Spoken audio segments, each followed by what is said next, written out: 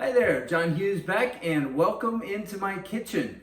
And today we've got a really good special for you, but before we get into that, I'm going to ask that you subscribe to the channel. Please share it, like it, send in your comments, things that you'd like to see, and pictures of anything that you've tried would be much appreciated. So let's get right into this. We've got a special today because we're going to make two things at the same time. We're going to make the principal food and we're going to make the accompaniment. And so one thing that's very easy to make on a regular basis is any kind of store-bought sausage. It could be Kielbasa or Bratwurst or even hot dogs or Chorizos from any of the variety of different countries. And what you want to do is take a look and see, is it cooked already and just needs to be heated, or is it still raw and needs to be thoroughly cooked? So in this case, what we're going to be making is ButcherBox Italian sausage. And quite simply, the simple rule is we're going to put it on a sheet pan, we're going to put it under the broiler, we're going to let it get a little bit brown on both sides, and that'll be done. And I'll show you the specific details as we go. Second, we are going to accompany that with what I call green French fries, which are asparagus spears. I love these in restaurants, but I always thought, oh my gosh, they're so hard to cook, but they're truly not. And I think you're gonna love this recipe. So let's jump right in and see what we're gonna need. All right, so for the asparagus, we are going to need, of course, asparagus, and this is a little bit less than 2 pounds. We're gonna just divide that in half. We're going to cook it on a sheet pan, so we'll need that. And spices we're gonna use will be fresh cracked pepper and garlic salt, and you can squeeze a lemon on top of everything, but we're going to use our ready-made lemon juice that we already have. So for that, I'm going to need a tablespoon, and I'm going to cut open the package, of course, with scissors. Always a good thing to have kitchen scissors. And my grabbers, I'll actually use those for the sausages, but I will use a spatula to flip these, and we're going to need some olive oil for a drizzle. For the sausages, we have the sausages themselves, which in this case are sweet Italian ground pork sausage links. These are great too to cut up and put on top of a pizza. And we're going to cut those open with the scissors, and we're going to cook 4 each in these 2 baking tins, whatever, pie tins. All right, so let's move into preparing. Okay. So first thing I'm going to do, and I'm over here on top of the sink because I'm going to wash the asparagus. And I have fairly thick ones, right? And so depending on how thick they are, you may want to cut off the butt of them. So the trick here is I want to cook about half of them. So first thing I'm going to do is take half of them out of the package. Okay, so once we have half of them out of the package, let's just very simply rinse them under the water. And if you drop any, pick it back up. Now, for some people, these might be a little too thick, and if so, then you can cut them a little bit shorter. But once we've rinsed them, then we're just going to lay them out all flat so they are not overlapping on the pan. And then we'll take it back over to our workstation so that we can put the spices on it. Okay, so once we have them all laid out, not overlapping, then we are going to take some garlic salt and just shake that across the top. This is good for both the garlic and the salt, as opposed to salt alone. You could do that if garlic doesn't appeal to you. And then we're going to take our pepper shaker and shake that on there. And that does not seem to be doing the trick, so let's go for an alternative. Okay, as wonderful as cracked pepper is, my cracked pepper is not working, so let's just use regular pepper. That's fine. We're just going to sprinkle that on there. And then next, we are going to take olive oil, and we are going to just drizzle a little bit of this right on top. Not too much. Maybe a little bit more than that. Okay. And then we are going to take some of our lemon juice, which could either be 1 whole lemon that you would squeeze, and if you do that, just make sure you don't leave the seeds in there. In this case, I'm going to use some of our ready-made lemon juice, And this adds a really good flavor, okay? And then finally, I am going to mix it so that everything has pepper and garlic salt and olive oil and lemon on it. And then once I've done that, I'm going to lay it all back down flat again.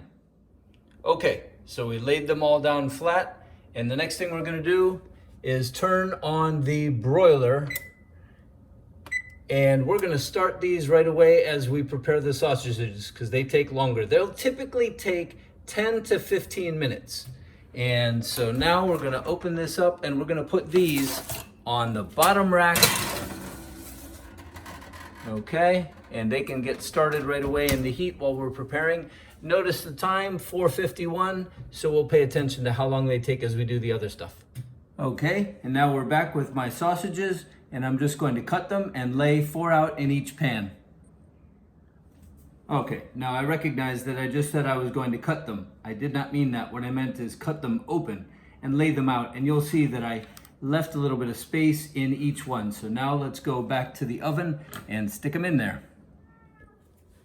Okay, back at the oven, and these have already been in there for about 4 minutes, so they're already getting a head start. And the reason that I chose to use these 2 little round pie tins for the sausages is because it'll allow more heat to get down to the broccoli, or rather, what do you call that green stuff?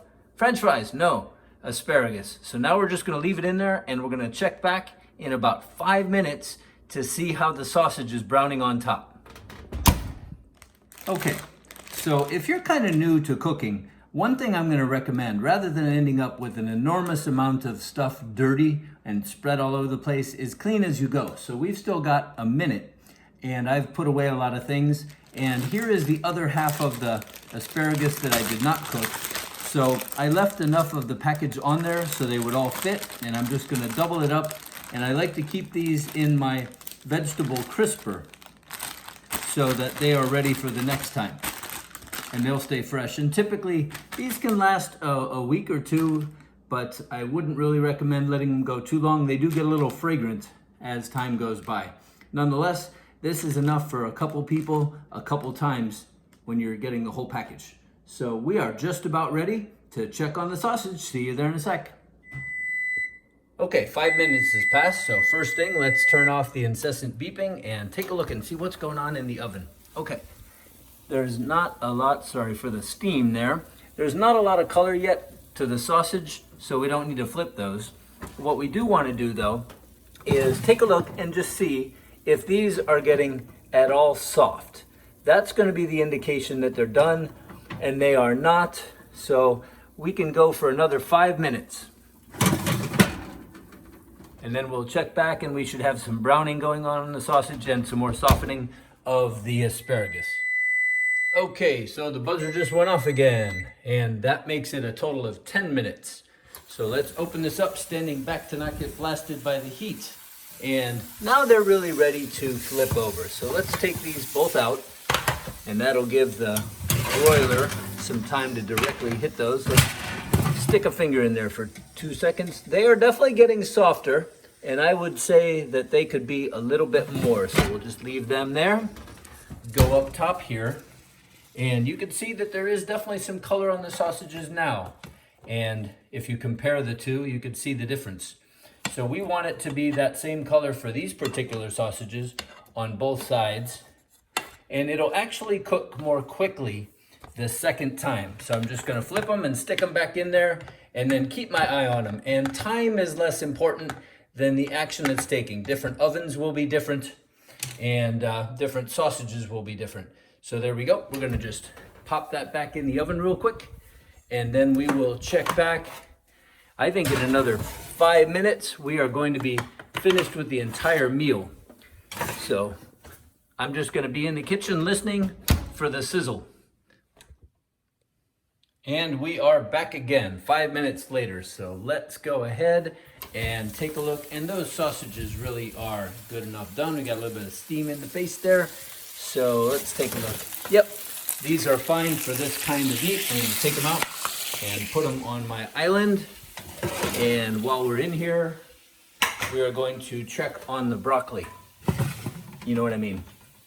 Okay, it is still Now, keep in mind that I am touching the thicker part, so a lot of people are going to cut that off. Let's spin it around and see how are we doing on the tips. The tips are actually nice and soft, and the question is, how far down the stem has the softness happened? Okay. It's getting there, but those can really go for about another 5 minutes. That will be a total of 20 minutes on the bottom rack under the broiler. But they're gonna go faster now that the things are no longer blocking the heat. So we're gonna do a change here. Let's go back up here and switch this to 450 for the remainder of the time. And we'll leave it there for 5 more minutes because we don't want to get them blasted by the overhead heat.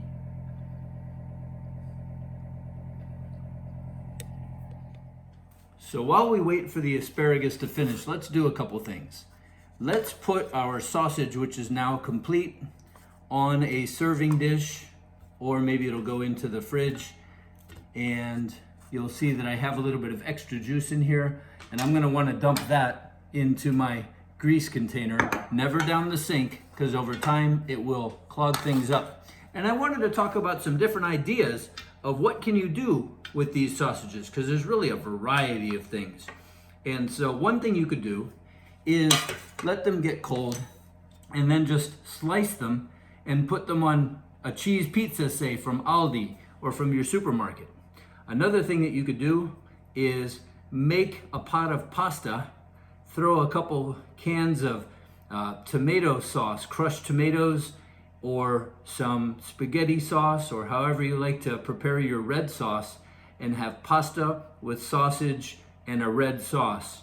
Another idea would be just to buy some buns and slice them open, eat them directly on there with whatever kind of topping.